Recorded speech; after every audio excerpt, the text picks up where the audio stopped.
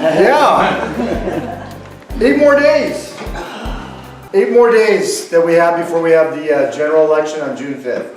And I'm impressed that all of you have showed up tonight. I mean, it's a beautiful night out there. There's a lot of work to be done, right? It was almost 10 and a half months of winter, it seems like. And there will be 3 months of visitors, right? Is that how that works? So anyway, I'm Olszewski. Once again, you may have heard the commercial we put out there that for the record, it's not Olszewski, it's not Olszewski, and it's not even Dr. Oh So Sexy, even if Gerhard says that.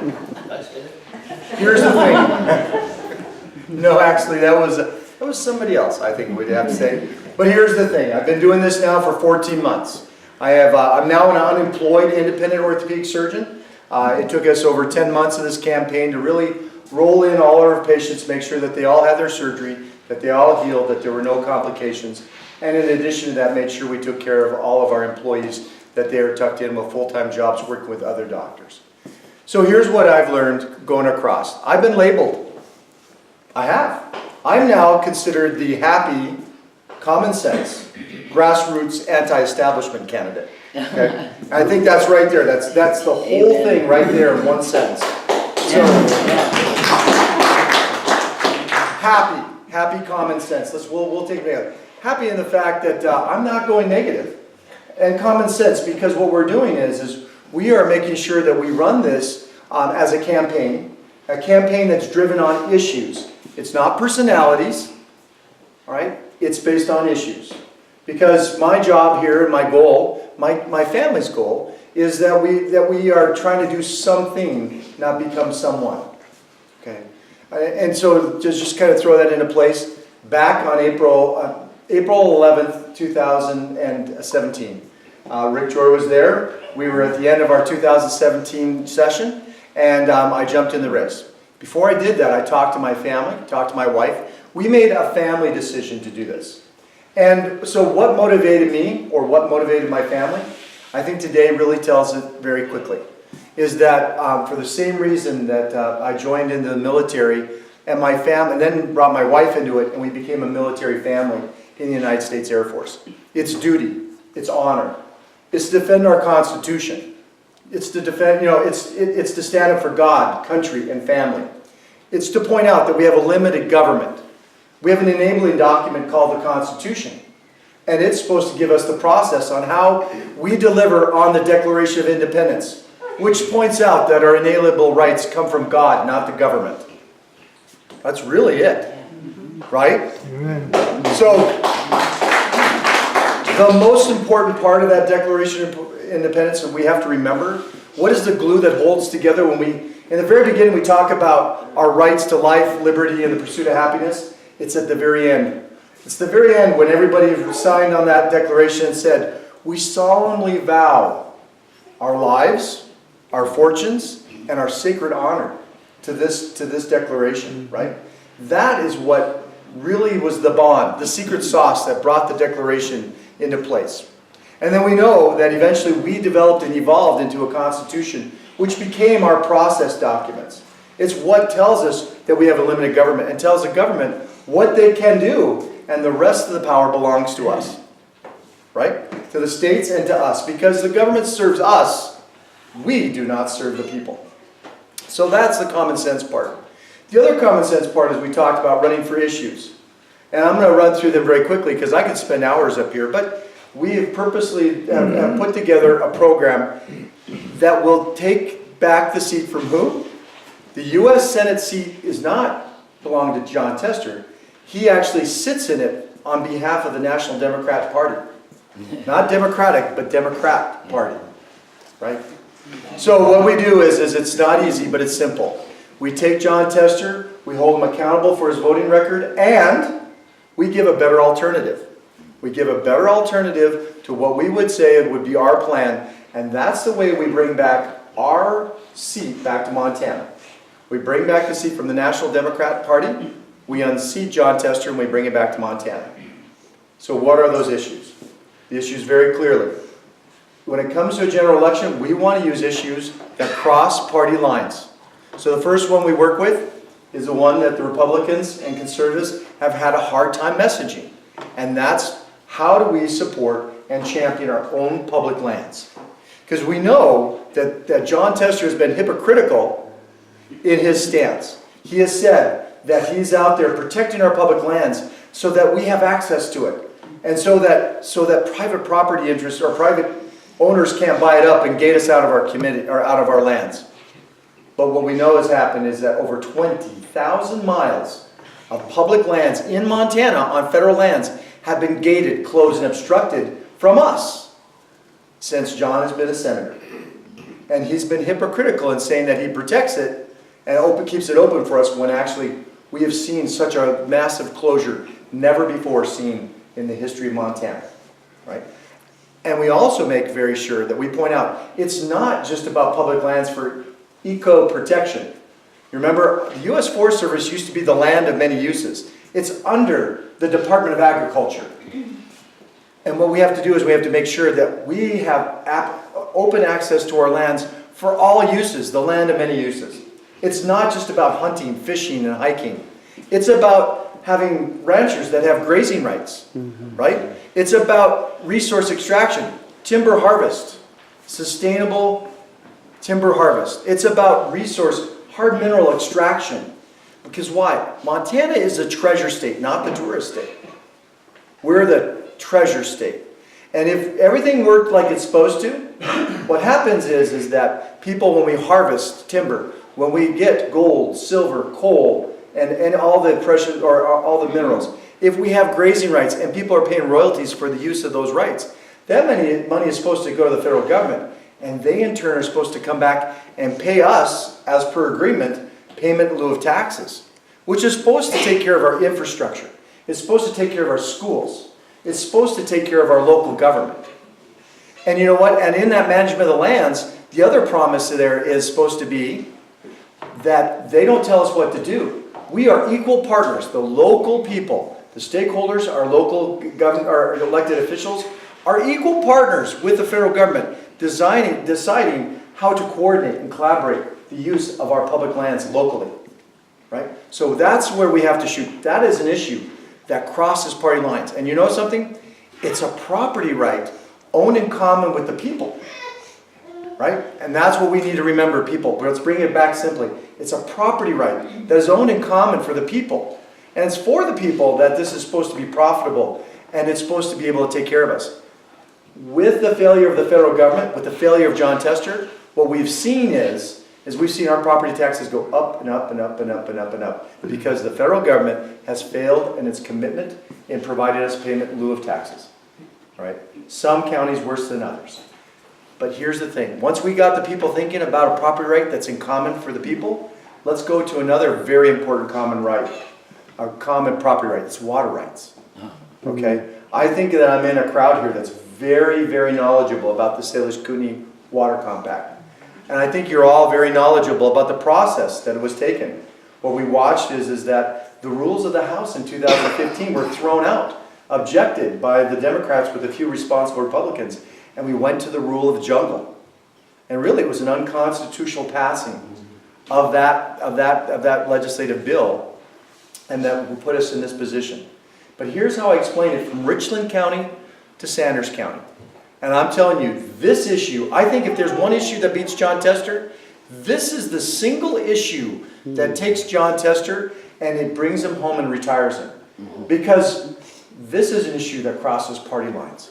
And what I tell people very clearly, I say, look, the water is a property right that belongs in common to the people. Our Montana Constitution states that the water belongs to the people for our common enjoyment. And what we've had is a taking of a third party right, or let me say, we have a personal property right, or I'm sorry, jump back.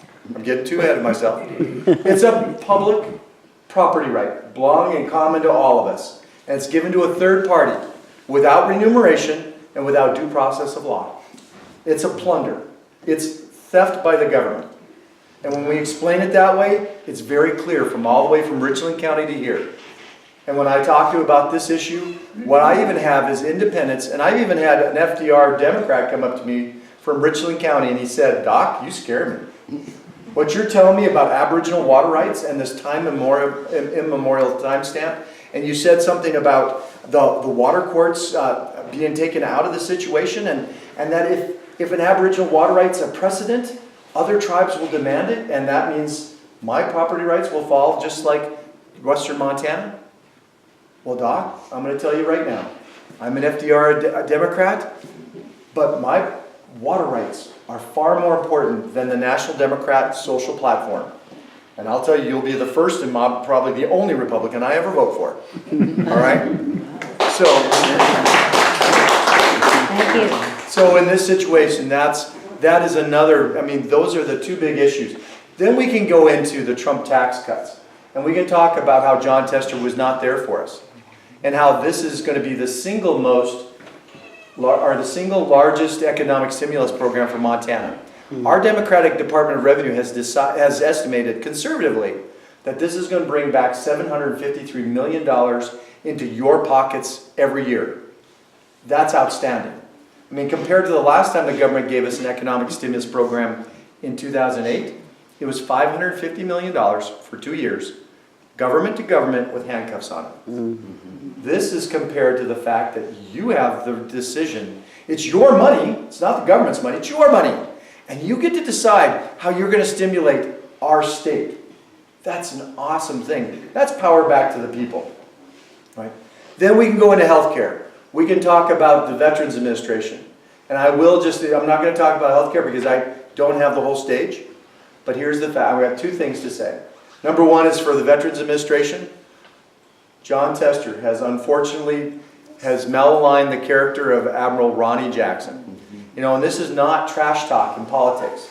What he said to us, you know, as an officer in the military, what I saw him do, and we all did, is he said to an officer, he said, your duty, or your character and your conduct is duty unbecoming of an officer, and you have dereliction of duty. And he said that also that he was, you know, he was dangerous in the line of service. So he accused a man of court-martialable offenses. That would be loss of rank, loss of pay, loss of pension, and potentially jail time. But he also besmirched the character of the U.S. Navy and all of the military by saying that the military has 2 levels of justice, just like what we see in the civilian government, right? He's saying that Admiral Jackson is above military code. And therefore, you know, there's one rule for the enlisted and one for admirals. And that's got to be stopped. Because without the knowledge of a common military code of conduct that is one for all, then what we do is we will lose order in our military. And then we will fall apart. So, I guess one last thing. So we talked about the common sense part, talked about the half part. Let's just quickly just say something about that part about being the common sense anti-establishment grassroots person. Okay. So when I jumped in the race on April 11th, it was pretty good. Lots of pictures, lots of the paper. But what's really important is what happened on April 12th. On April 12th, on Wednesday morning, I was walking down the Senate offices at the Capitol, and I was pulled aside by the Speaker of the House, Austin Knudsen. And he pulled me in a room and says, Al, you can't be running for this race. And I thought, that's funny, Austin. You know, he says, no, Al, you can't be running for this race. You have to go out there and tell them that you're exploring the race, but you can't be running. I said, Austin, what gives? And he said, I got a phone call from Washington. They don't know you, you've never been vetted, and you haven't been to their charm school, and they do not want you in the race. And I said to Austin, didn't you tell them the seat belongs to Montana? It doesn't belong to Washington. It belongs to Montana. It's our seat. Well, after that, they sent 2 people 3 days later to come talk to me down in Helena. And I'll tell you just real quick, that conversation didn't go very well. They tried to bully me out of the race. And I had to tell them, look, this conversation's over. I'm not leaving the race. In Montana, you jump in the race and either you sink and swim on your own. Right? Later on, I went to Washington after, talking with our state Republican Party. I talked to them and they really said, Dr. Olszewski, you're just not our guy. We already got our guy, have a nice day. And I said, thank you for being so honest. I get to go back to Montana and say, I'm not their guy. And y'all tell you, that's resonated. But on that same trip, one last thing happened as well. I talked to a lot of groups. Now there was groups like the NRA, they were great. They said, we don't play in primaries, we're proud of you, thank you for being a member of the NRA, and thank you for being part of the military, and we hope that if you're the candidate, we're behind you 100%. But during the primary, we are not playing in primaries. But what I found is there are groups that do. And I had one group say to me, if you just, Doc, you look good, you sound good, and if you'll just sign your name here and pledge your loyalty to our issues. Pledge your loyalty to our issues. We'll come into your race and we bring in tens of thousands, even hundreds of thousands of dollars. And I said, look, I'm an orthopedic surgeon. I can't even promise my kids I'm going to be at their birthday party. There is no way I'm going to sign that because my plan is to be Montana Senator. Now, you and I think that really, if you think about it, 95% of what you believe in or what you espouse on your website, because I go to your website for information, we're on the same page. If you just talk to me about what I believe in and see how we are common. I said, no, Doc, you don't understand. We just want certainty, absolute certainty that you're going to work for us. And I said, I just can't. I'm not going to be your boy. I want to be Montana's man. Right? And if I can't be your senator, then I don't want to go there. Because how many times have I heard going across the state, and it's been frequent, Doc, we've had a lot of good candidates through here. They talk a great story, but when they go to Washington, they're different. Why is that? Well, now after 14 months on the candidacy, I can tell you, is that if people drop millions of dollars on your behalf, they plan to be on the top of your dance ticket. And I only dance with you. Because my parents always said, you dance with the one who brought you. And my job is to dance with you only. All right? So, we've been a grassroots movement. We are ascending. We are peaking at the right time. We have people across the High Line, through eastern Montana. Billings is really grown in the last 6 weeks. We have over 35 volunteers just in Billings alone that we have won the sign war across the state, okay? But what's happening is that one is the message. They believe in the message and they want someone who's positive, who's going to run on the issues. But they're also watching a couple other candidates that are being very negative. And I'll tell you, that has actually been sort of an accelerator for me in Billings. And you know what? I wish it wasn't that way, but you know what? I'm going to take it. We're going to take it. Yep. So with that, here's what I'm asking you tonight. I'm not here to ask you for your money. We have a week away. I'm asking you for something much harder. Number one, I want to earn your vote. That's what I want. Most of all is your vote. But here's the other thing I want. Now, who here likes a robocall? I didn't think so. How many people like calls at dinner time from a stranger? I didn't think that was good. I'm in the right crowd. How many people enjoy a call from a friend or a family member? Yeah? Everybody does. And everybody likes a call. And even if it's about someone saying, hey, you know what? Could you believe this? On Memorial Day, that night when it was really nice outside, we went and listened to some candidates. And this doctor, okay, he's an Air Force veteran. He's a physician. And he has already been battle tested in state legislature. And he's running on the issues. It's not about him. It's about Montana and what we believe in. You know what? You should look him up. alforsenate.us. Okay? So if you ask, I'm asking you to reach out and touch your family and your friends. And odds are, if you're here, it probably also means that you're going to get phone calls who would say this. Who are you voting for? What's a judge? And what is a ballot issue? I don't understand any of these ballot issues. It is the people in this room that make this country work. So you're an informed citizenry. And with that, I want to thank you for letting me be up here in front of you. I need to share some of this with other candidates. And I will be around to take questions or however we do this. But I'm here until the last person leaves. So thank you.